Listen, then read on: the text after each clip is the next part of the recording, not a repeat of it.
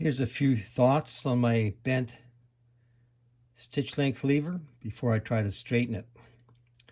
First, everything here is metal.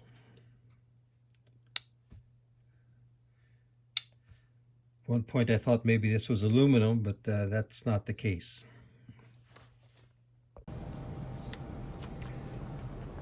I have looked online for replacement parts, but there's nothing available, so I think it's either a part from a donor machine or try to straighten what I have.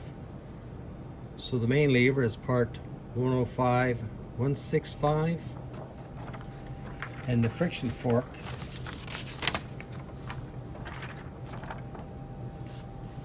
is part 105, 235. I clamped the small diameter end of the lever into my jeweler's vise and then gradually pressed it against the bend, hoping to straighten it up.